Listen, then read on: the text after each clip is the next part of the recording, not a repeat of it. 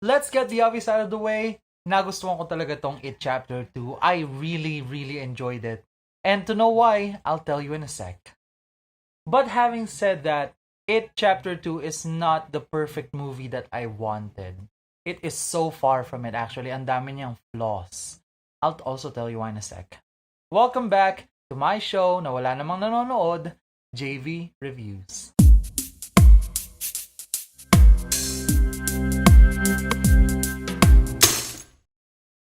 It Chapter 2 is a 2019 sequel to the 2017 It Chapter 1, both directed by Andres Muschietti, na director din ng 2013 horror movie na Mama. So kung familiar kayo doon, you already know his name.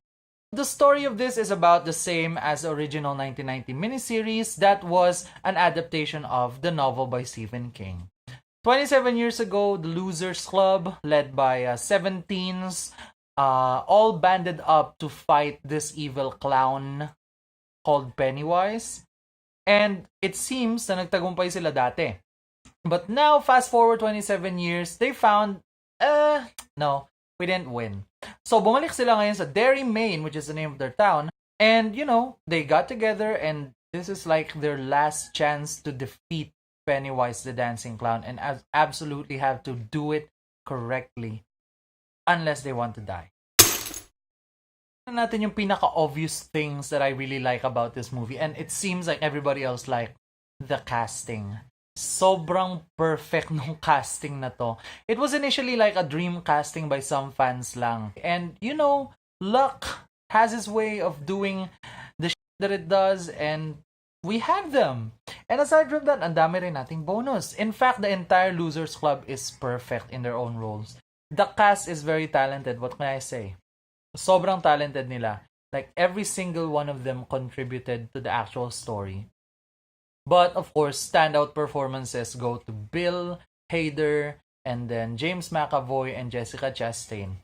Obvious yung huling dalawa kasi si Beverly at si Bill yun. So, they're expected to perform as well. But, in this case, pati si Bill Hader, which acted as the adult Richie, and of course, kahit yung batang Richie ay napakagaling din. And speaking of batang Richie, all the cast of It Chapter 1, the Losers Club, they're back. The 7 children from Derry, Maine, they're back. And they're just as amazing in Chapter 2 as they were in Chapter 1. And of course, we cannot talk about the old cast without talking about Mr. Pennywise, the Dancing Clown. Bill Skarsgård is amazing in both movies.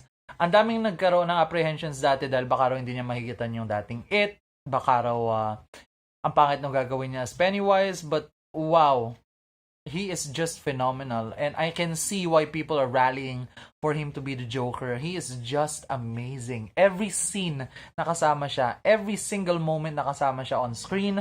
Every single moment na nagpapakita siya. Even without CGI. He steals the entire show. The combination of perfect casting from Chapter 1 plus the perfect casting from this, it's just a dream come true. Wala naman sila masyadong binago from the novel itself. Yung novel nga lang is nag-center siya around the constant flash forwards and flashbacks from the adult losers pabalik sa young losers, pabalik sa adult losers. And I guess that was one of the main problems that the miniseries had. I already covered that in my previous video. And the way that Chapter 2 structured itself, so obviously, hinati nila sa dalawa yung narratives. Chapter 1 was about the kids. Chapter 2 was about the adults. And I think it really helped. It Chapters 1 and 2 finally managed to sort it out, giving us 2 parts of one whole horror movie experience that is really just amazing. Especially with the new cast for Chapter 1 and then familiars here in Chapter 2. Sobrang galing talaga. Yun nga lang, there were some parts of the story that, of course, artistic liberties, hindi sila included sa original novel. But they were absolutely included here. And I couldn't say that that is bad. However, yung mga parts kasi na talagang part ng original na story, some of them felt, ayun, dahil nabago na nga yung structure, parang yung iba tuloy ang naging out of place. So, yun, punta naman tayo sa tone. Because some critics of the first movie they were very critical of the tone of the first chapter ng It. Sabi nila parang masyado raw na nakakatawa yung child cast, parang mas lamang daw yung humor kaysa dun sa scares, which is true. But then, wala naman ako nakita na problem dun. It actually helped the story become more believable, in a sense. And, well, if you're looking for more horror here, you'll find it in It Chapter 2. But you'll still find the familiar humor that they have. So, kung talagang ayaw mo ng humor, you'll be very disappointed. Kung isa ka sa mga tipo na you're expecting something hereditary level scares, you won't find that here. But it is still very scary. And it's still very funny. So, balanse siya. And I think that's what helps propel the movie forward. So the problem kasi sa mga ganito kahabang movie is 3 hours yan, tapos puro lang yan takutan or puro lang yan patawa. Eventually, it gets boring. No? And even in the hands of a masterful director, pag talagang pangit yung script, pangit yung gagawin, pangit talaga yung movie. And, well, I'm very happy to say that It Chapter 2 balances everything so well. Nakakatawa siya, but nakakatakot din siya. And nothing actually so much feels out of place except for one thing na pag pinanood mo yung movie, mapapansin mo rin siya, no? But other than that, nothing else is there. Everything else is just fine. Everything else is amazing. Kaya siguro hindi ka rin maiinip na, well, 3 hours na pala yung pinapanood mo, hindi mo pa namamalaya na malapit na pala siya matapos. Speaking of the runtime, simula nung in-announce pa tong movie na to, there were many apprehensions about how patient people can get while sitting through the entire movie. Personally, wala akong problema kasi kakagaling lang namin nung April sa Avengers Endgame, which was, by the way, 3 hours. And people were also complaining about that. And this one is actually almost 3 hours, 2 hours and 45 minutes in fact. So people were very worried when it was announced. Kasi sabi nila, bakit sobrang haba naman ng movie na to?